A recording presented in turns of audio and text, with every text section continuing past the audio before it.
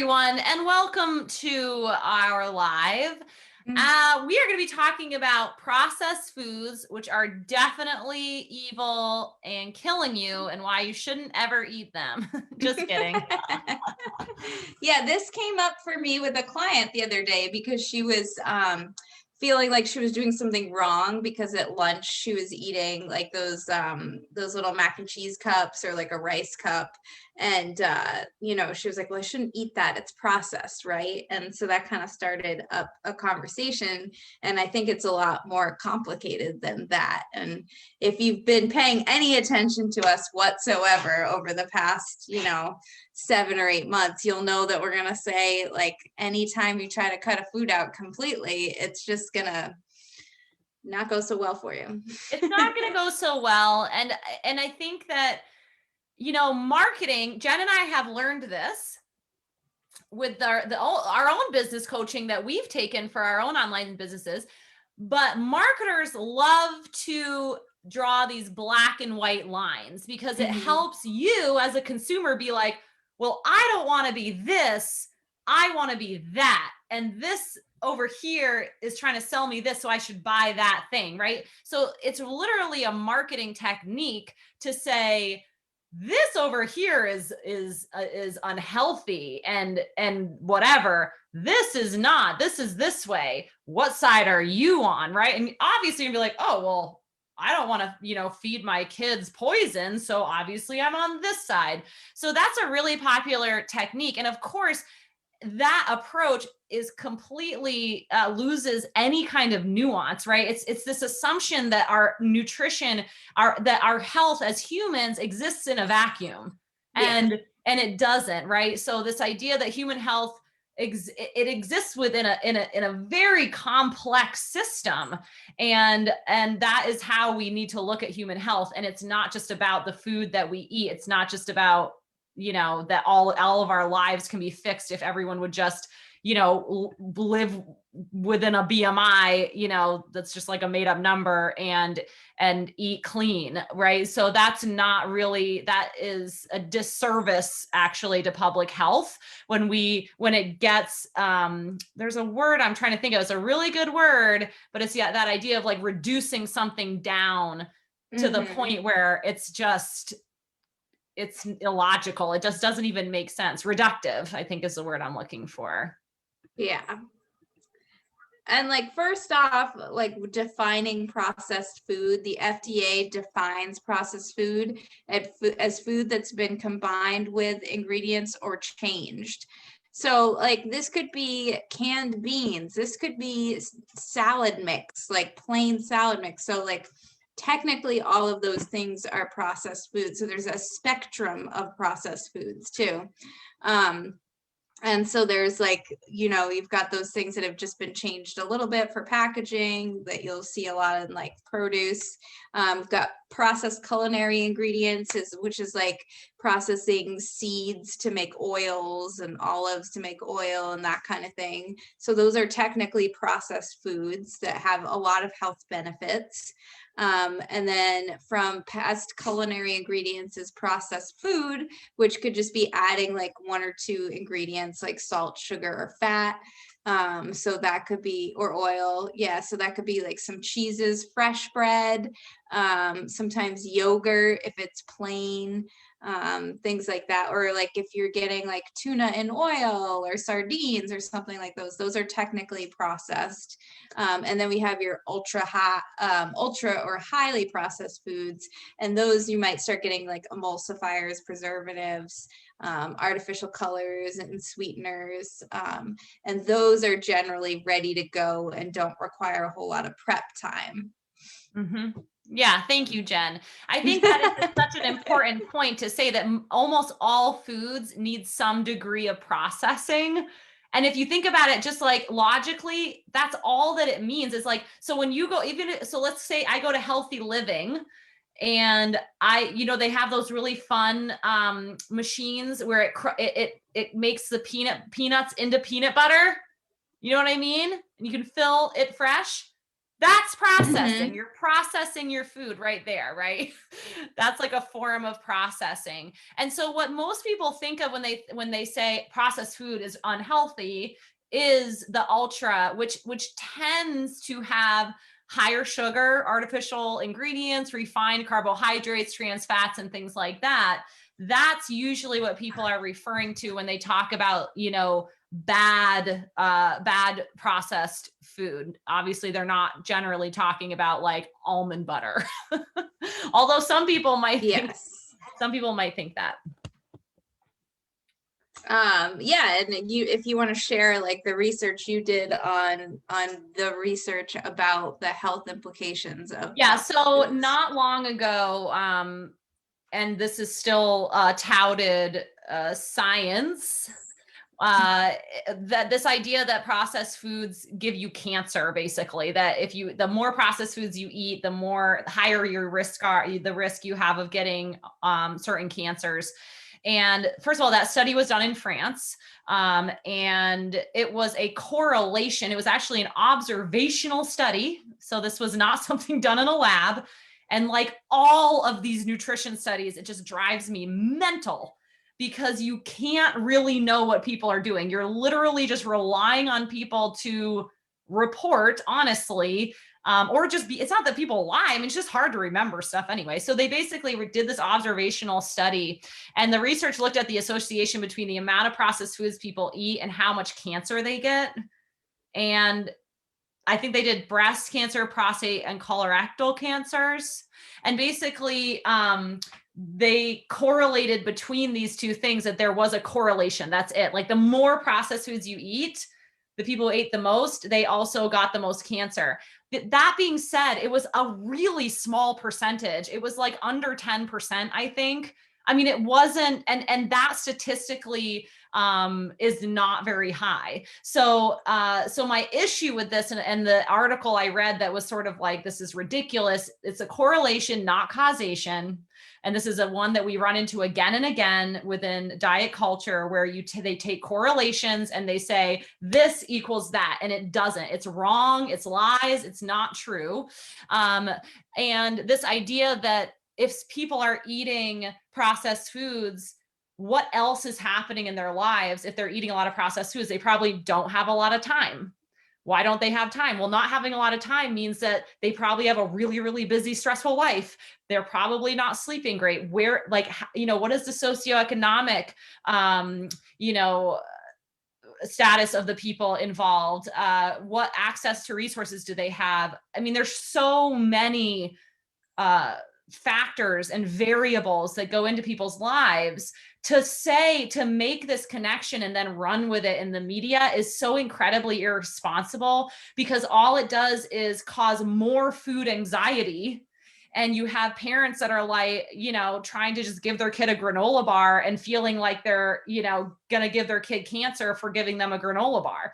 I mean, it's just really harmful. It's not helpful at all. It's completely, I believe, obtuse is the word, where it's just really not digging in. You're full of the big words today. Oh, it's coming out. English minor over here. So that was largely what that media blitz was about. And of course, it fed directly into the clean eating craze that we are still in, very much still in. That started, I would say, like I think it really got going about 6 years ago or so. And it really just perfectly dovetailed with that, especially in keto, because a lot of keto is like raw and whatever. I shouldn't roll my eyes. I'm sorry, but I shouldn't be like that. I don't want to be snarky.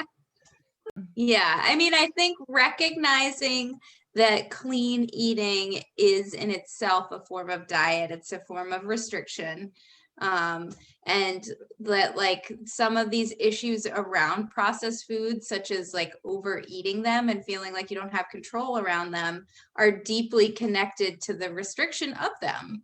They are hyper palatable. You combine sugar, fat, and oil, or sugar, fat, and salt, and that is a delicious combination. So they are indeed very hard to eat in moderation, but we still have that factor of that restriction being the cause, not necessarily the actual food.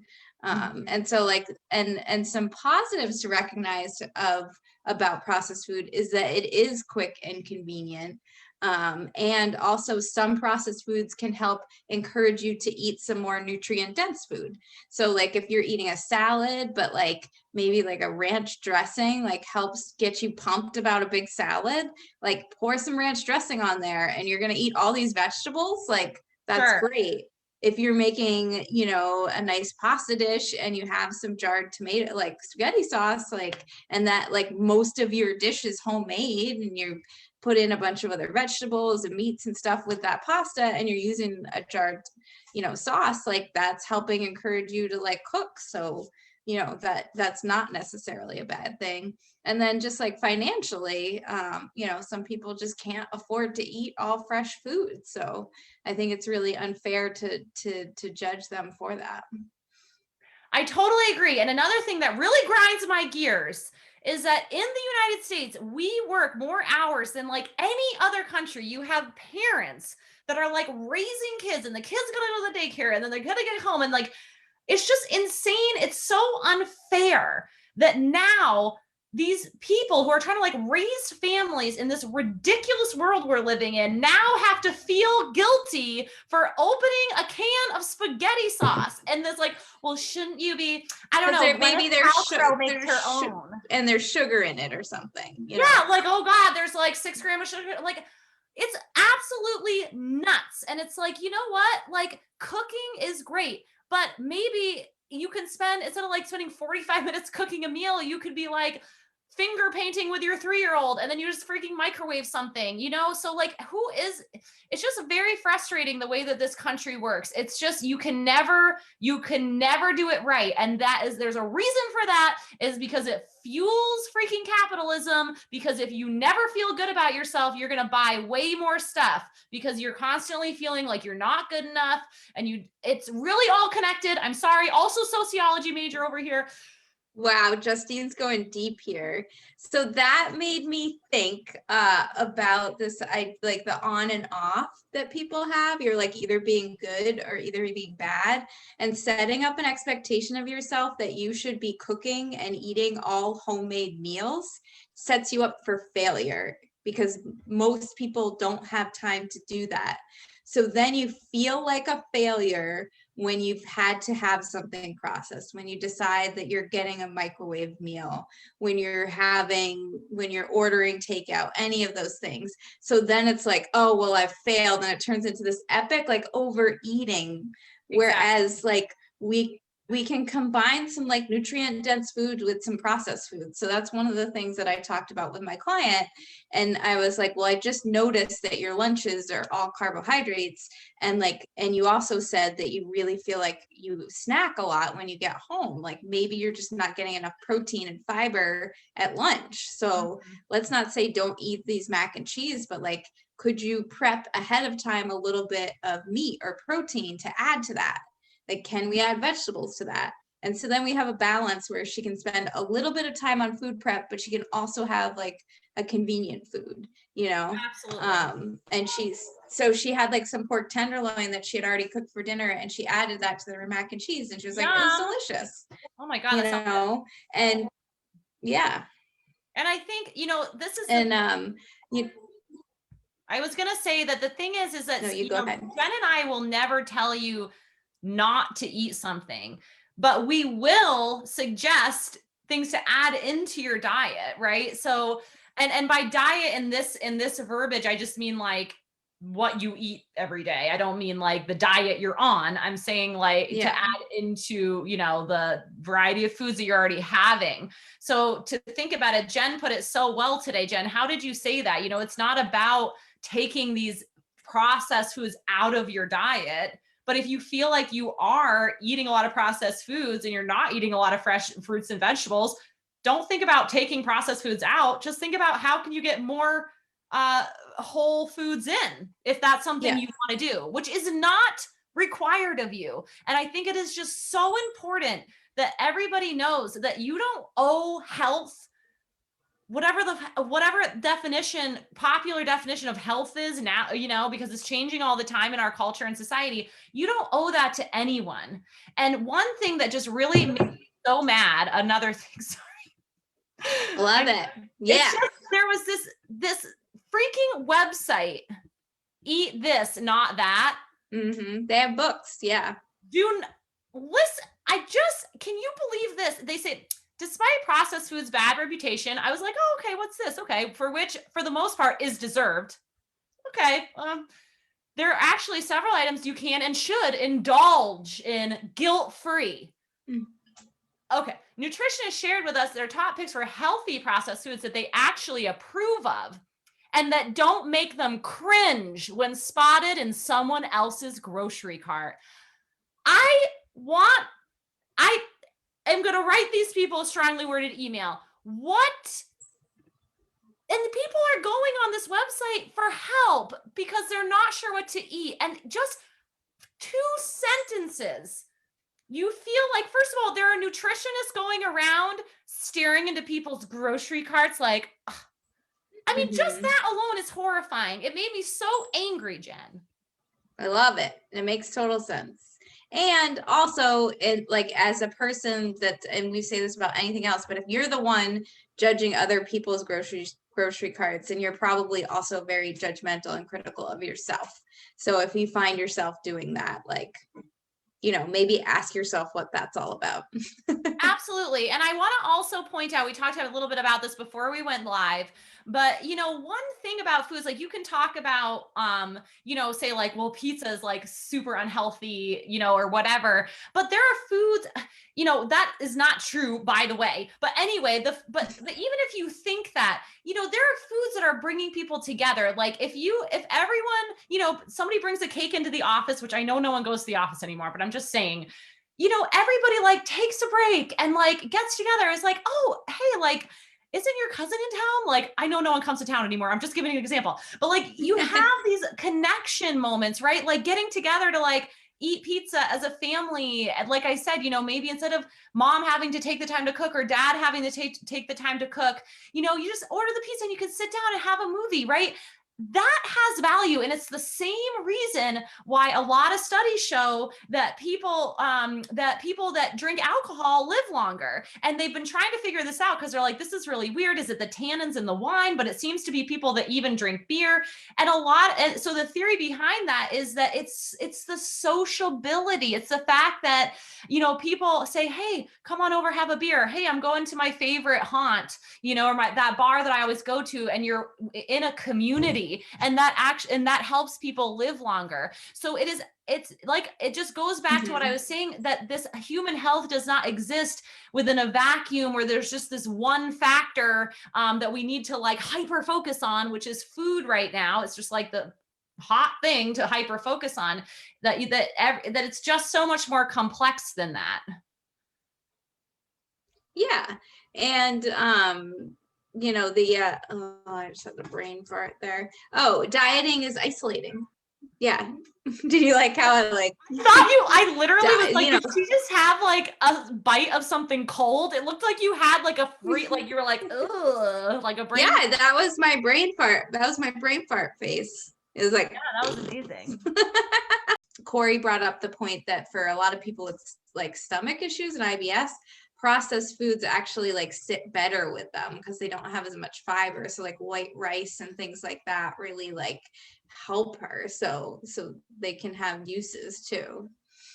Yeah, I think that's a great point. And what I really wanted to bring up, and it really ties into our, intuitive eating, which is like, how is the food you're eating making you feel? And that's really, to me, one of the most important questions. Like Jen kind of helping her client, we get people where, they're just not feeling great. Like, God, my energy sucks. And so it's like, yeah, maybe adding this in or replacing this with something else and just seeing how it feels. And some people can have a delicious, yummy Dunkin' Donut and feel fine. And that's awesome. I think a lot of people actually probably don't feel as bad from processed food as they think. Because 2 factors come into play. I think their feelings about the food are affecting how they're feeling. So that guilt, that shame, and then that restriction concept causing them to eat more of it than they probably would if they hadn't restricted in the past or had the plan to restrict. So that restriction piece is like affecting how much of that food that you're eating, and like kind of affecting your like ability to listen to yourself there. So Oh, it's not absolutely. necessarily the processed food. And again, this idea of like, if you're not eating clean, you're eating dirty, right? It's like, so what's the implication here? If your food isn't clean, it's dirty food, right? Or like this idea too, that it's like that you're good for eating the good food and you're bad for eating the bad food. Yeah, I mean, just the morality issue, it just doesn't have a place when it comes to the food. Yeah. I mean, I will say personally too, like thinking about like people will be like, no, when I eat that food, I don't feel well. And like since I've incorporated on a regular basis things like chips and York peppermint patties are my new favorite, and ice cream and those kind of things, I don't have stomach issues because it's the quantity that's happening. In the evenings, if I eat ice cream, I love it so much, but She turns into a gremlin. I don't feel well, but I really love ice cream though. So I'm like, okay, well, when am I going to eat my ice cream? So I started eating it, actually in the afternoons. It sounds a little weird, but it's really great. A little afternoon, like around 3 o'clock when I'm feeling kind of sleepy, like I have that's a little sugar boost. Oh, it's well, great. Yeah, I think the biggest thing is like it keeps you from that Last Supper eating, that Sunday afternoon, Sunday night, like I gotta eat all this stuff because tomorrow I'm gonna be better. Like that's what makes you feel like crap. Yeah, I think I told you this at one point. I don't remember, but and I hope I can explain it, because sometimes these things, these personal experiences that I have, I'm like, I just don't know if I can explain this very well. But I was noticing, this was in the beginning of like really starting to notice and like be present with my overeating and my binging behavior. And I had this bag of chips. I was like at the gas station. I kind of like quickly, like how many times have people done this where I'm like, and then I'm like at the counter and I just grab it and throw it on the counter, like these chips, right? And they're Fritos. I love Fritos. They're so salty. That's anyway, a processed food, ultra processed food. Oh yeah. So I'm like eating them in the car, and I'm just like, and then I'm like, again, like we've talked about with intuitive eating, they're not tasting very good anymore. And I just had this moment of like, why are you trying to eat this whole bag? Like, why are you doing that? And in my mind, it was like, I'd want to get rid of them. Yeah. So then I don't have to worry about it anymore. Yes. Because to have them there tempting me, I just can't handle that. So instead of just having some and being like, damn, those are good, and then leaving it, it's like, I'm just like, get rid of it. And I'm just shoving it in my face. It's not even tasting good anymore. And it just reminds me of you're saying with the Sunday night, where maybe somebody bought that pint of ice cream on Saturday, and now they're feeling like, I need to get this out of the house. Or like, I don't want this around me tomorrow because I'm going to start, I'm going to be good tomorrow. So you end up eating like all of, like, not that we're counting calories, but what's the difference between eating all a pint of ice cream at once and eating a cup of it every night throughout the week? Like, it's the psychological portion. Yeah. Right. And you'd probably feel a lot less sick. Well, I've been having this a lot lately. One thing that I've worked on, and we are kind of maybe we'll think of a few other, but this is kind of not totally left field. But one thing that I've been working on is slowing down eating. I still notice how I do eat my favorite foods really quickly still. And I do believe it is kind of like the way, like I watch Ruby eat, where it's like, she's afraid that somebody's going to take the food from her. So she tends to, when I give her something she really likes, she's very like, she takes it to her bed and she's like, if you go up to her, she's kind of, she won't growl or anything. Did she learn it from you, or did you learn it from her? That's hilarious.